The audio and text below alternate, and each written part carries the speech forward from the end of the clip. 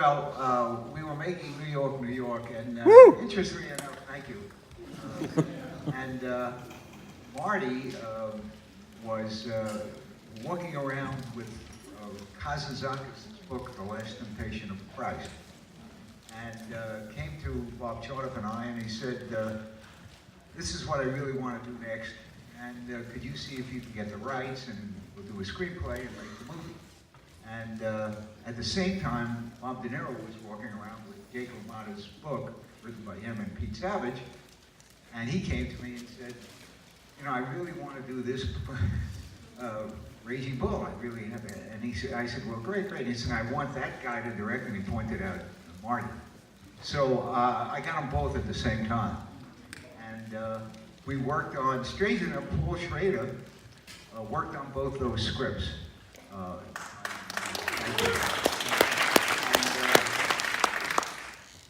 We developed both projects. As it turned out, Bob Charnock and I got very, very involved in one of the biggest pictures we made, The Right Stuff, and we couldn't be in the Mojave Desert making that movie and being in wherever it would turn out in Morocco, making The Last Temptation of Christ. So we very reluctantly bowed out of The Last Temptation of Christ to concentrate on The Right Stuff. But obviously we made both. Well, and I was curious about the evolution of the screenplay, because Schrader and Martin are credited as the writers, but then I know De Niro and Marty did some work on the screenplay as well. What was how did the script kind of change throughout that process? And well, why did by the way, the one word you said that was incorrect was some work. What happened was we had a very good structured story basically from Schrader, but it really didn't have the passion it really needed. And Marty and De Niro, Bob and Marty went off. They went down to a resort called La Semana down in the Caribbean, and they locked themselves away with a typist, and in 3 weeks rewrote the script from beginning to end and gave it the passion that you're going to see tonight. So that's the evolution of that one. Well, and as I understand it, it took a while for De Niro to convince Scorsese to do this movie. Like, he wasn't a sports fan or a boxing fan or anything like that. Were you guys ever considering any other directors or talked to any other directors besides that? You know, Bob always wanted Marty to do it. What happened was Marty, after we did New York, New York, and Marty then did a play called The Act, which was written by Kander and Ebb, who wrote the song New York, New York. And it was starring Liza Minnelli, and Marty was on the road for about 6 to 9 months on that play. And then he went up to, you interested in all this stuff? He went up to a film festival, and he has asthma. He got sick. He ended up hospitalized. So did the thought ever come at that period, would we want another director? Maybe, but really it was always Marty, even though he was not convinced he wanted to do it. But Bob was so convinced he was perfect for, as by the way, Bob was 3 or 4 years ago about The Irishman, that he knew Marty was the perfect guy to direct The Irishman and stayed on and all that time. Raging Bull, even by the standards of the late 70s when you were getting off the ground, is a pretty tough picture. And I'm curious how difficult it was to get United Artists behind it. How did you get it financed? Well, they really didn't like the film and didn't want to make it. And the 2 executives, Stephen Bach and David Field, they write about it in Stephen Bach's book called Final Cut, which, by the way, is a really, really good book. It's about the Mike Cimino problem they had. So we had a meeting at Marty's apartment, and it was Bob De Niro, myself, and Marty, and the 2 executives from United Artists, and they looked at Marty and Bob, and they said to Bob, actually, why would you want to play a cockroach? That was the words they used. And I thought Bob was going to throw them out the window. But he held his temper, and I knew that what they didn't know that I knew is that I had talked to their bosses who were really trying to convince me to do Rocky II. And we held that as the gun to their head. We said, we're not going to do Rocky II unless you do Raging Bull. So that was the trade-off. So if not for Rocky 2, there wouldn't have been a Rocky 3 or 4 or 5. But of course, there wouldn't have been a Raging Bull. And was there any resistance from the studio about shooting it in black and white? Because that was a pretty bold choice there. They were so involved in Heaven's Gate and cost overruns and all the problems, we kind of snuck it by them. And again, they had a lot of faith in us because of Rocky being such a big hit, that they kind of let us do what we wanted. And they didn't see the film until it was completed, until we did our final mix. And we took it to New York and we showed it to the then head of United Artists, because they kept firing people because of Heaven's Gate. And the head of United Artists at the time was a man by the name of Andy Albeck. I'll never forget it. And we screened it for him, and after the screening, nobody said anything. He got up and he went over to Marty and said, "Young man, you're an artist." And they never bothered us again. Andy Albeck didn't last at United Artists very long. He went and retired, and he took a job that he was well suited for. He grew Christmas trees in New Jersey. True story. Well, you mentioned the sound mix, and this movie has one of the most amazing sound mixes of any film ever. I mean, especially the fight scenes. And I'm curious how long that took. What kind of post-production schedule did this movie have? Was it? Well, you know, it's good that you're seeing this film on the big screen because you'll also hear the sound that you never heard when you were watching it on television. It's an incredibly intricate sound mix film. There are layers and layers of songs underneath songs and sounds underneath sounds.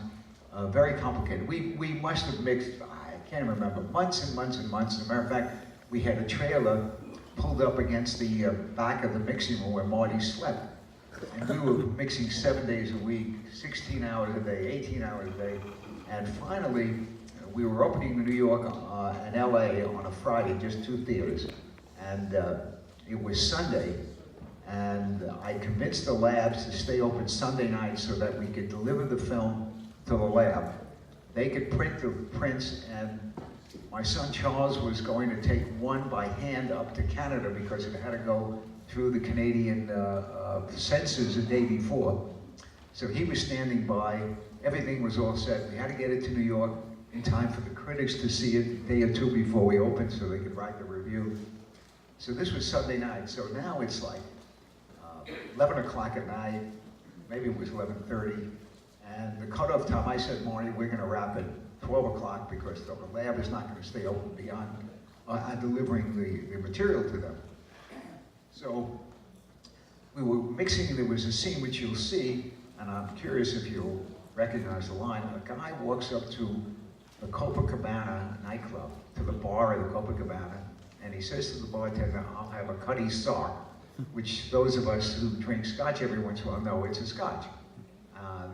And Marty says, I can't hear the word cutty sock.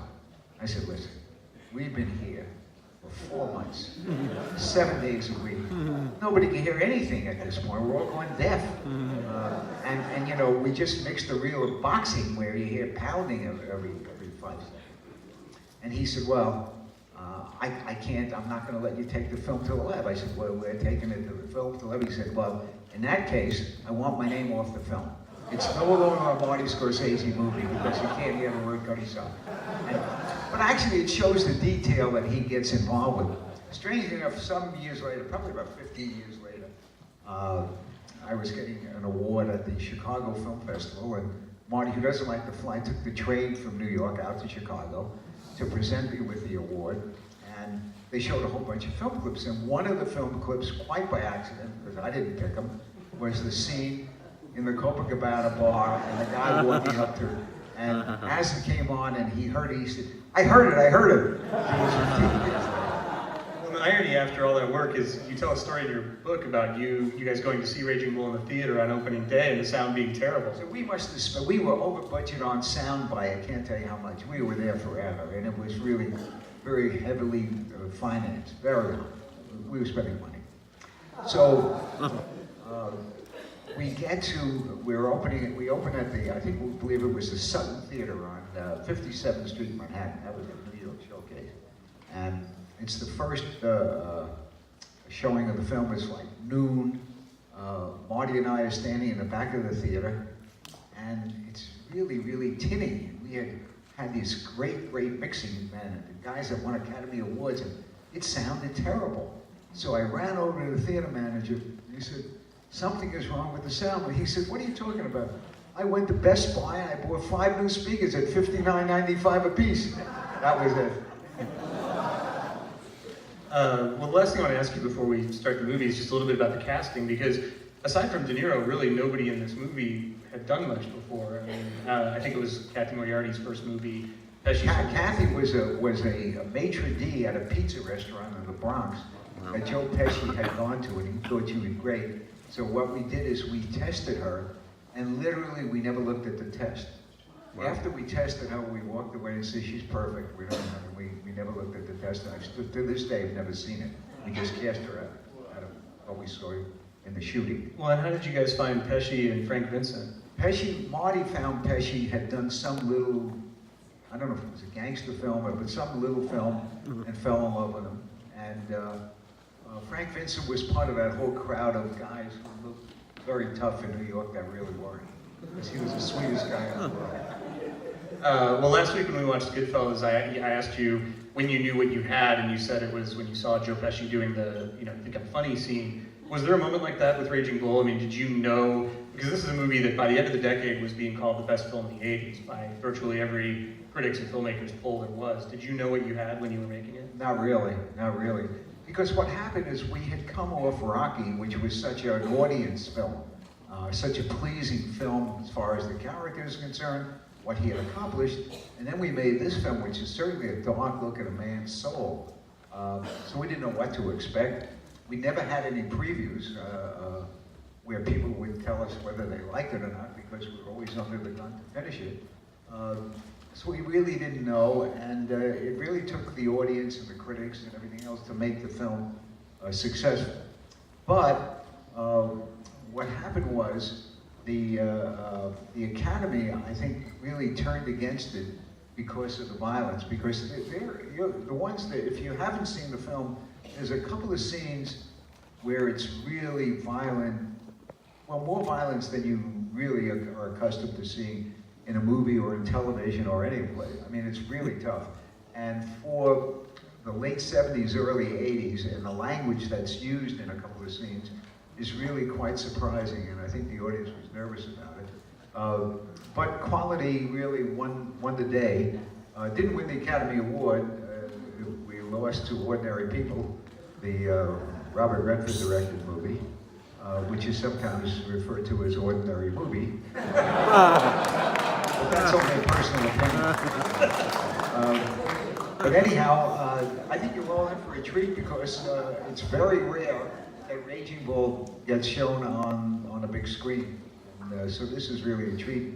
Thanks for the American Cinematheque for letting us have the opportunity to show it. Absolutely, thanks for coming out. Irwin Winkler, everybody. Let's watch Raging Bull.